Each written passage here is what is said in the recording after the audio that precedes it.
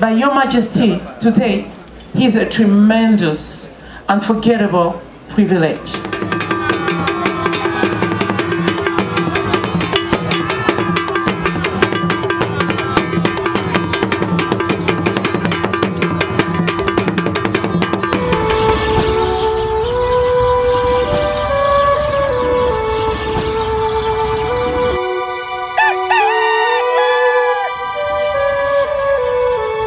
Ghana Asanteman madaroma yamunyina de toche o na no magime so adento yi esa mama kwa ba kese sonko adiba Nyansapo TV kasafidie eso osonfo mo ade nyina eko ne ade na moja kofi redu na sabre yo menhia kotokofie mu se de Nyansapo ya hye mo bose ye fa asante amamra ne amane bia no sebi mpreduasa yemfa nkamem asante amane bia etofom se pimpa ye de bekyere mu iti na Nyansapo ye wo menhia kotokofie mu afi yesi mu ade makoma kwa yera na se tu Asantehene yo Nyankopon yi na de ama Ghana ne Asanteman nimpre enum so ene ne ene ye di na menhia kotokofie mu ene yi sam sonko kwa ne se Asanteman akwa akura yewura asa ye ohima foforo anne ye ada edi nka na ehima wodi bi eja Asanteman mu ade hye ne Ghana ade hye nimdifo ni panifo bebre e menhia kotokofie mu a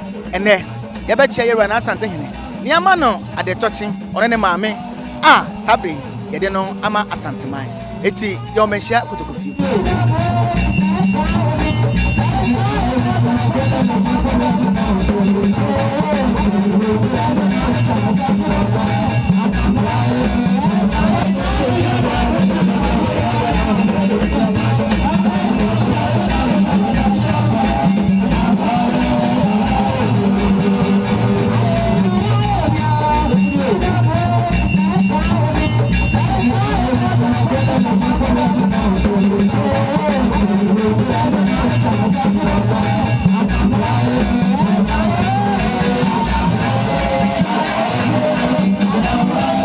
Ebrempren madam ebru ye hwede ehimba edi adanse pefe sempanyine se okosem sensu obeto anem from akese di kan yeru na se tu Santeman nyina Nyankopon tekra ne brangoma so ohene sabre yeru na eba ye tisa twene ebo ne Asante Franka edi kan eba ne de ayi ne tia eba edi adanse se ampa kotoko hene wo bibi ma Asanteman kotoko hene enne wo bedi ade de akira Ghana ne Asanteman ti sabre Yerua onam bre ene nyansa ndo so mfutro de akosia de yanto no bo otafre bo so no nto awia yerua na setu ya de nyina wo no opem so ona sabre wo ba betena se Akwasidae no enti yerua wayi ni ti ohene nam bre de Otumfuo Nyankopon de asante asase ahye ne nsa no de Asanteman atre na hyema bia so Ghana de hye nyina so ne ya de enti yerua wonam bre o ohene nam Asantehene nam opem so nam Bodu nam ye yanka no ye mori din keke ye bon de di ade tiri nsa di ade ye yewura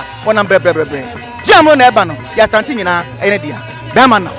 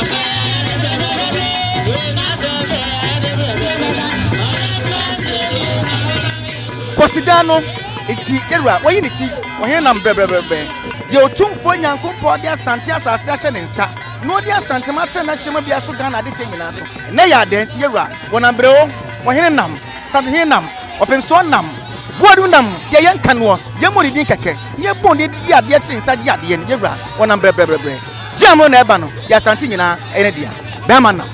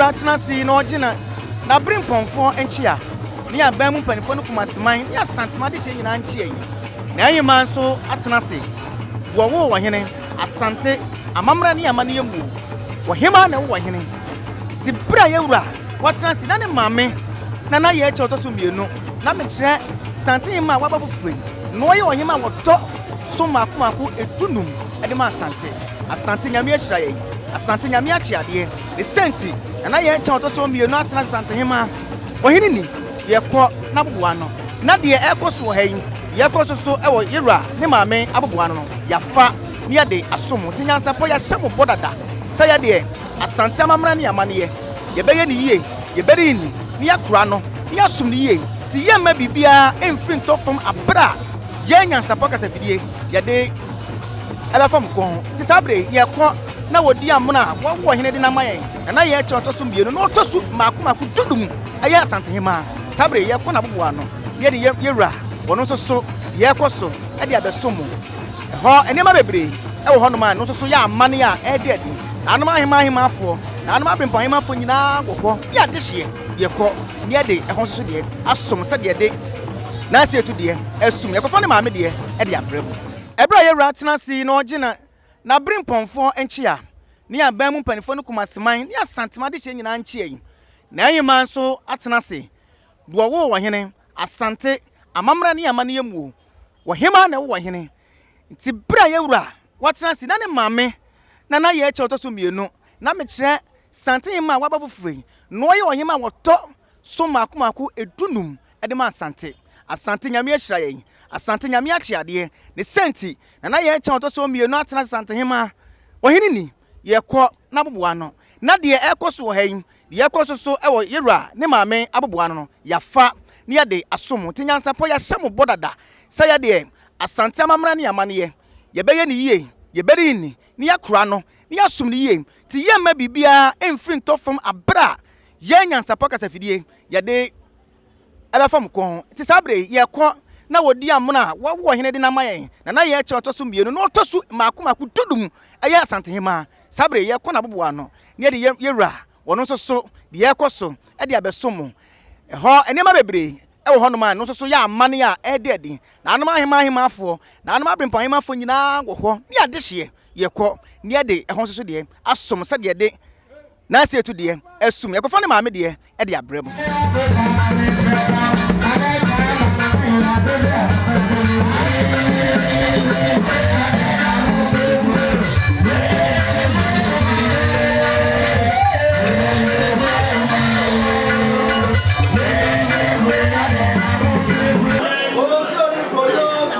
Osoni proyos medite.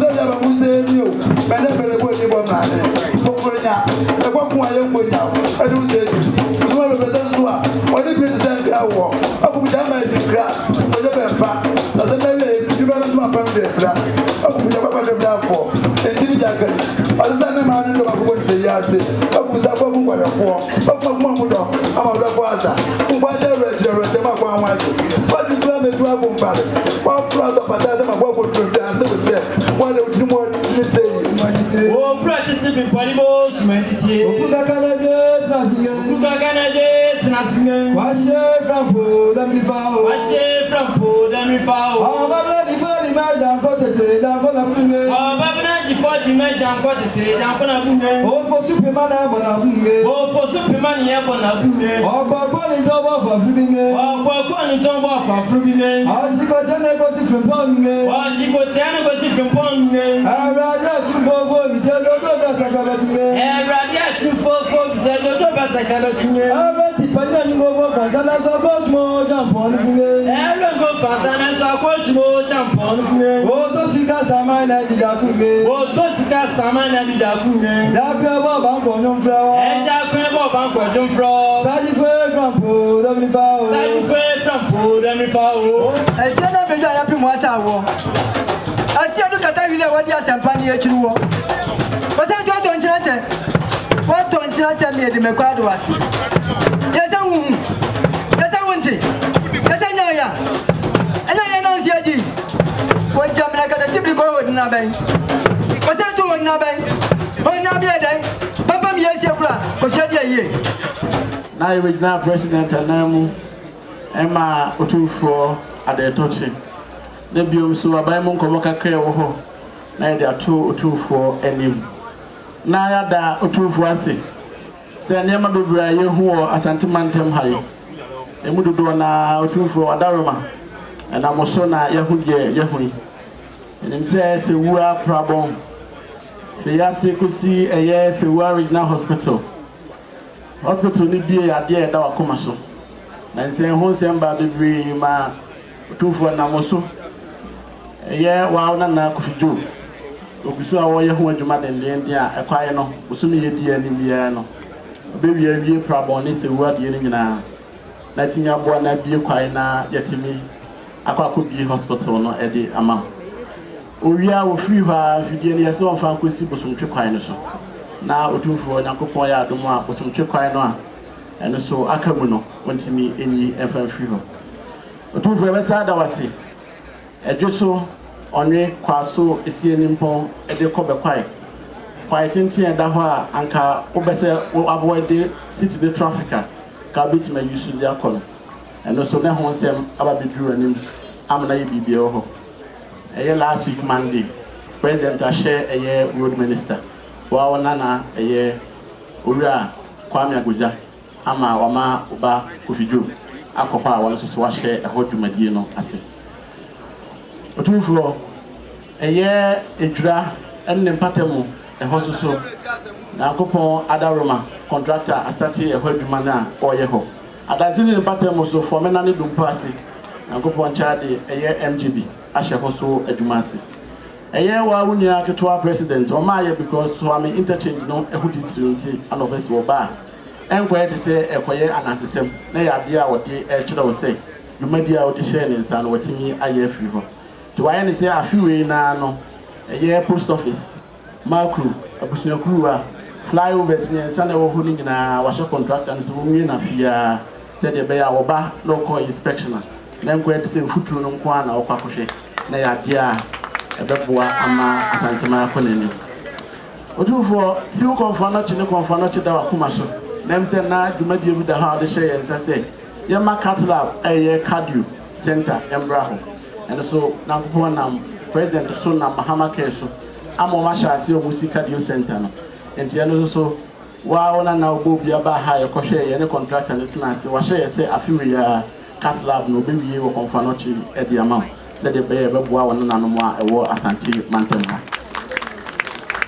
Ye patro eye de bia your graduation of KN University oka ho asem eye KN University Medical Center ana konsafo ana eye ediama ye mia no fakofo pension no so msha ase e ka na wo ho nebro 400 million na me adoma do ano tumu no President Market Fund Administrator ama konsa 400 million na me no ka say contractor of her oye KN University Medical Center no as.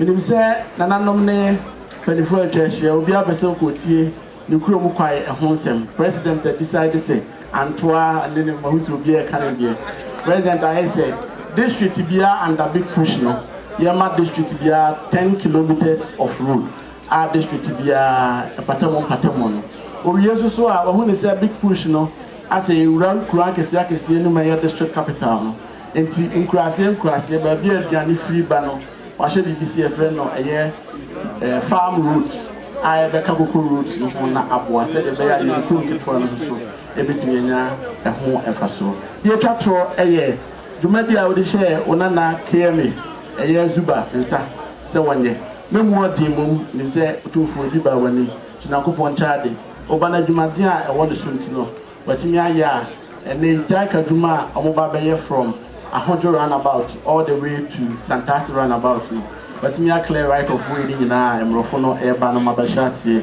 e dia maye the abide in sakan ye free the ark eba Ahodjo roundabout no na bishop onu su guso a wa hye say afiwe no bi wie dia maye na the free the kwai roundabout e dey ko Santasi roundabout no or ye one side na wie ni ye traffic ni dey ko one side no asaba the other side na be parks and gardens no and so aba be ye e dey amaye and Otumfuo say me ma updates ni Asanteman updates a check Jumadi ekoso Asanteman tem ha eye wa na president bra wo bo Asanteman tem ho no eno emutofabo ana bede amawi Otumfuo na no mo a eba ya ene ye be mo ade tochi wa na Andy Okra on the CEO for tree crop farm development authority wa na Zuba ye friend ke Zuba ba ye be duru ani bia wa ye honorable Zuba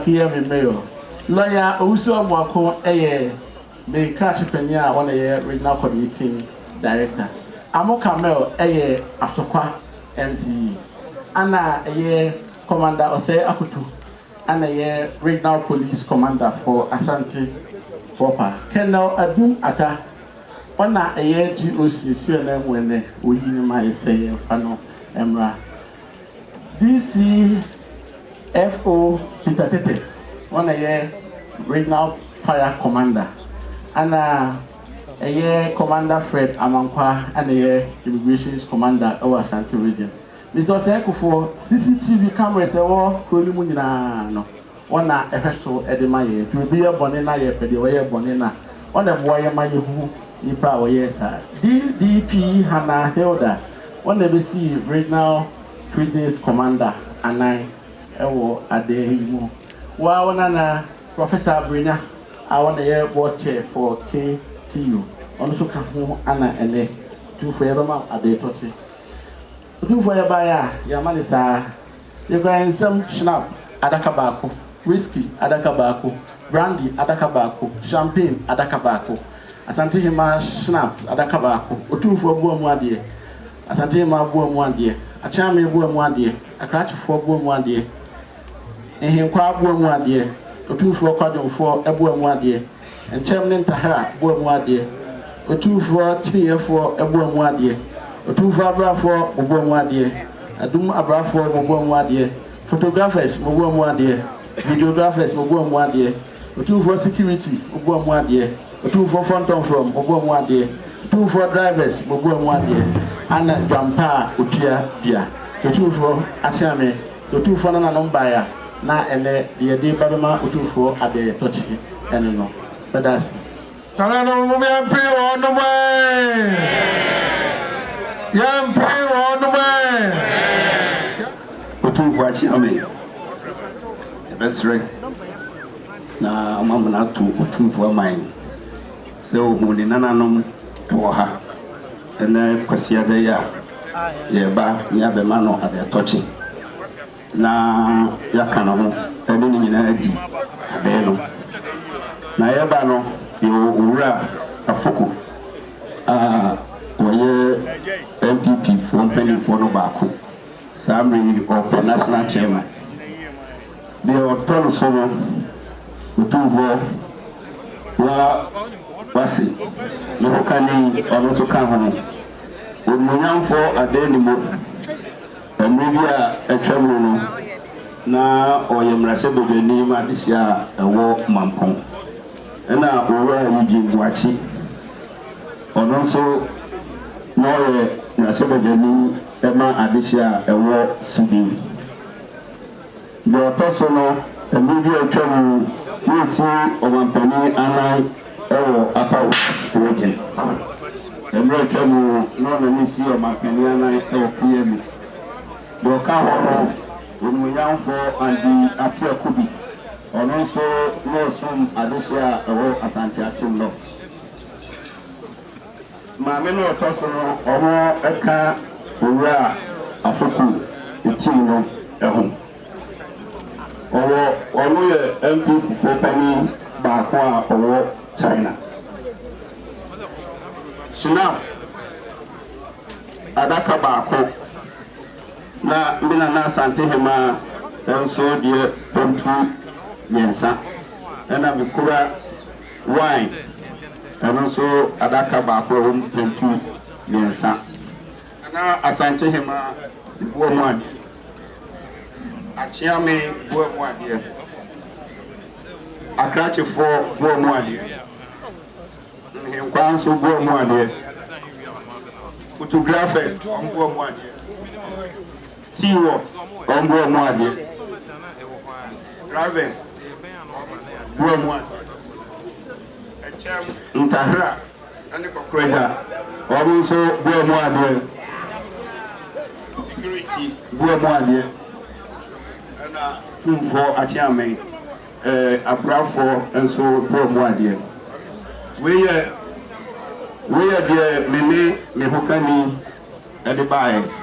We are a foku and so say a crashna pentus whiskey pentus rana. And Otumfuo Chiame. What more dear, and now Otumfuo in him qua and so go more dear. Otumfuo Chiame, Nasa, no, the mehokani, and if any for a come who ha. Na yanu disem we dey teach ya Otumfuo ebedi ade kebeman ade touches. Okay, pray former regional minister on the Pamfu.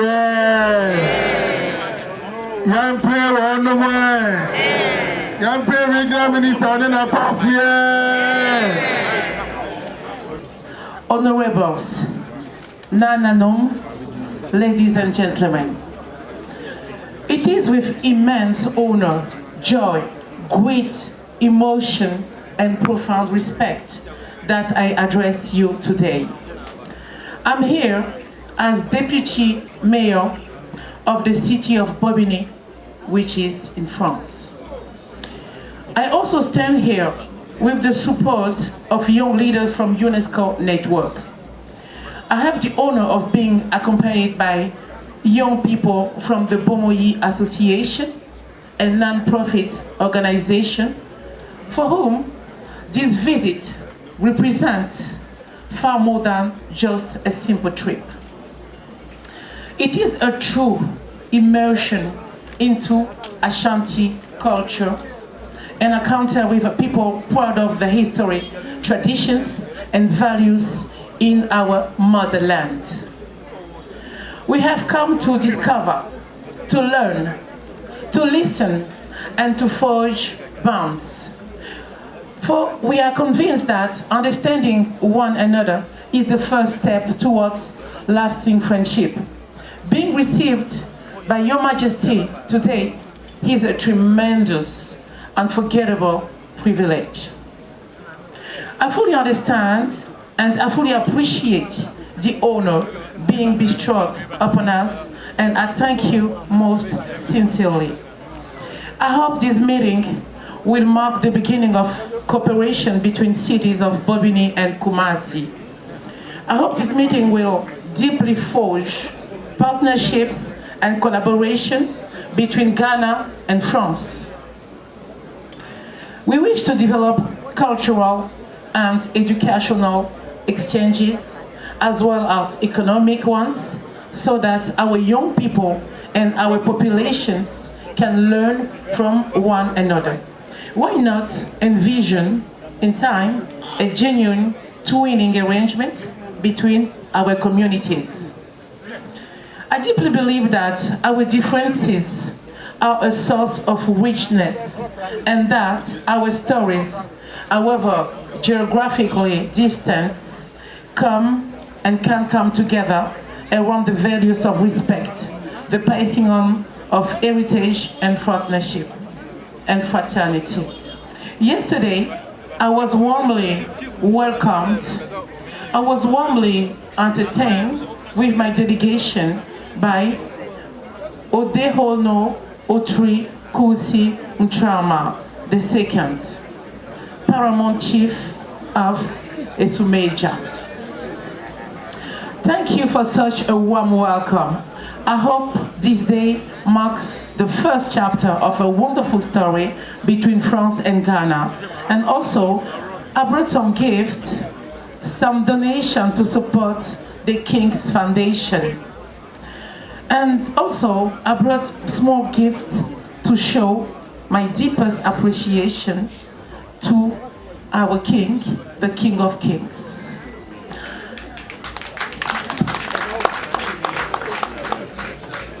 My deepest grateful. I'm deeply grateful. Thank you. Can we please bring the gift to the King of Kings, please? Otumfuo Chairman, on behalf of His Majesty and the Group Goal of Kumasi and Asanteman, we extend our warmest welcome to the Deputy Mayor of the city of Otumfuo, France. Kumasi is where Ghana happens. It is the cultural citadel of this country. It is the city where Ghana's potential really is on earth. The city of Kumasi is ever ready to partner with your city for us to enjoy mutual benefit. So on behalf of the King, we welcome you to our city and we stand ready to work together for our mutual benefit. You're very much welcome.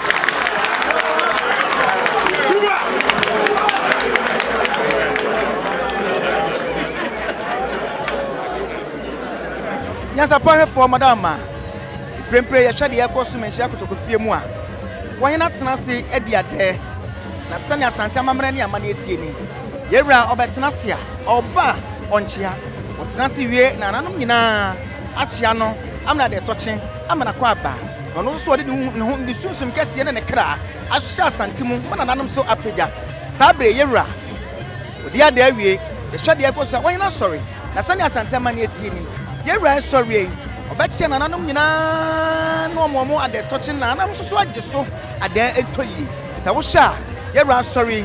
Ne nchia no de ma wo mo ne hira na de bosuo na de toche bosuo nyina osira Asante hira me Asante kan kode ma na brempofo sane ebe yo mo so ye kese no mo som jo ma Santehene wono so na sum adwono to hene na eche obeche obia mako na putre ne niam papa ne hie papa ne nkan kwa watase ade achichi na Santene no kwadie mama Asante aye krabetwem manne amama so fo nyina betwe na Asante amamra ne amane titie ne so kwa bochira wo mu sua Asante amamra ne amane enche ne emu sa de hye bi fi France abaye yewra aye esan se de Asante ne hye ye ne na amane ya ode chichi na Asante nipa bi sua ne baabi ti ya hwe de yekoya ye wo se yewra o chiachia o wa bochira papa na botre ode hwe nsemu no de kan sam mayi etoye akoma ne te se den Asante ne utru na nim ebeto fom ti yewra na achia obechia obia kopim se benye obia benye ne nhira ohene ko achia wie ewra okọ no akwatena se oso ma obia de tochi o ye nyina ya geso Asantehene ade entoyi.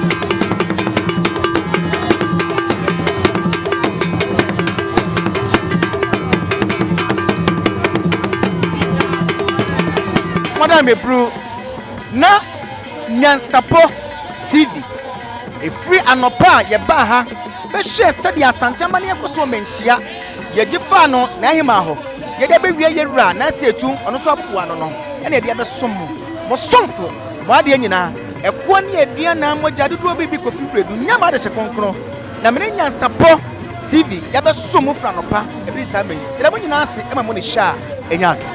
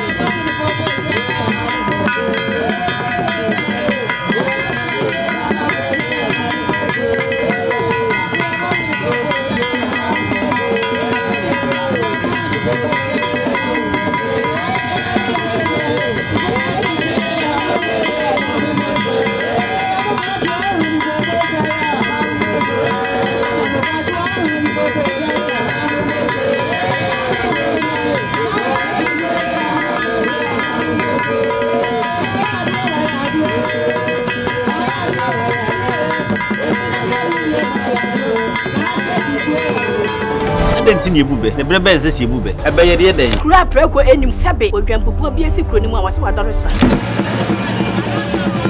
tanyini wontena fie ema aseduamfo blani pie frimantam be hin se pin enye nkwande wa na yesotro no wa ansa na odi asebe fita na no makodi ebrensi am wa otua ne nsem mogyabumo nim hu duanani wie klaman wo ye sofo okra wo nye ye bi tontonte ye no nsa na ye fa Nyansapo abone ntakra na mane yekese na ntakra abone die fanyinam kwatere kwa mada woro mantuma ye fe ni din de sei ni din de Obama akola wa no so pese otrimu osuma ense bratam fam ne honhon hia na America sa sebe ka ya twa ni mu nyame nai ebu afa so enye de ya twa ni mu twa nyame sebedi akone bakwen bodi atwede na se kofi nro ne ya aben antima nyina ni mu ampata na wo yade ya